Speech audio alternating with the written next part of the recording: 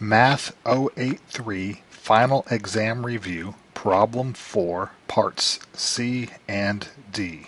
We must add these two rational expressions in Part C. If you were to add two fractions, you would need a common denominator. The same principle applies here. To add two rational expressions, you must have a common denominator. A common denominator is determined after you factor the denominators. In the first rational expression, the denominator factors as x plus 3 times x plus 4. The second denominator factors as 4 times x plus 4. This makes the least common denominator 4 times x plus 3 times x plus 4, which is the product of the different factors in the two denominators. There is a factor of 4, there is a factor of x plus 3, and there is a factor of x plus 4. We only account for it once in the LCD. When you recopy down your expression, extend your fraction bar and put some space between the two rational expressions that you are adding. Note that we are writing our rational expressions that we are adding with factor denominators.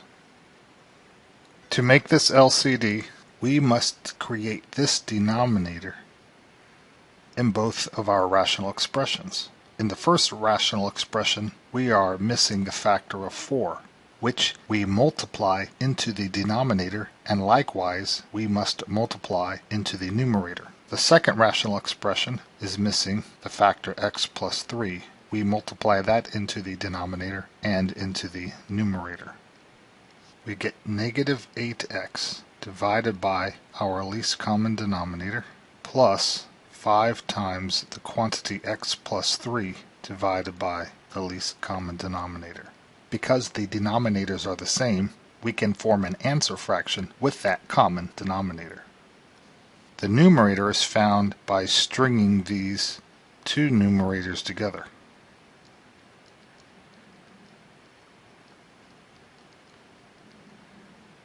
You notice how I delayed performing the algebra in the numerator until I had formed my single numerator. Now I carry out the algebra in the numerator.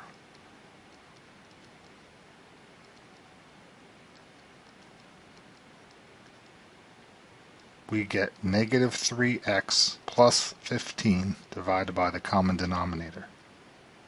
We take a glance at the numerator. The numerator factors as negative 3 times the quantity x minus 5. This x minus 5 has no matching factor in the denominator, so we can't simplify this rational expression anymore. Therefore, we can leave the numerator unfactored. Part D requires a similar approach because the operation between the two rational expressions is subtraction. So we must proceed after we have found a common denominator. We factor the denominators. The first denominator is x plus 1 to the second power. Here is the factoring of the second denominator. This leads us to the LCD. We see x plus 1 to the second power and x plus 1 to the first power. For the least common denominator, you use the greater power. We must account for the other factor as well, x plus 3. So x plus 1 quantity squared times x plus 3 is the least common denominator. Again, we copy down the two rational expressions, extending their fraction bars, putting a little bit of extra space in. The first fraction, to match the LCD in the denominator, needs a factor of x plus 3. We multiply that into the denominator and into the numerator as well. The second rational expression has x plus 1 to the first power times x plus 3. We need one more power of x plus 1. These two multiplied together give you the x plus 1 squared. And of course that x plus 1 must be multiplied in the numerator as well.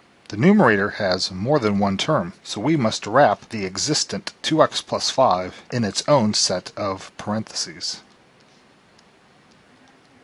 Now that the denominators are the same, we can form the answer fraction with that common denominator.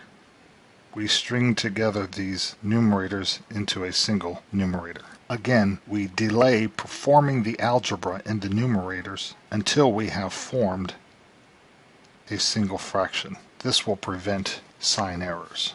We distribute the 4x, we get 4x squared plus 12x. We have to FOIL before we perform this subtraction. So we will put a minus sign and a large set of parentheses in which we will write the results of the FOILing. 2x times x is 2x squared. On the outside, 2x times 1 is 2x. On the inside, 5 times x is 5x. And the last, 5 times 1 is 5. Now we distribute this minus sign. Doing so is equivalent to multiplying by negative 1.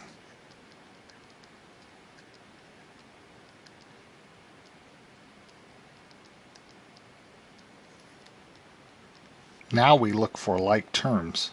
4x squared minus 2x squared is positive 2x squared.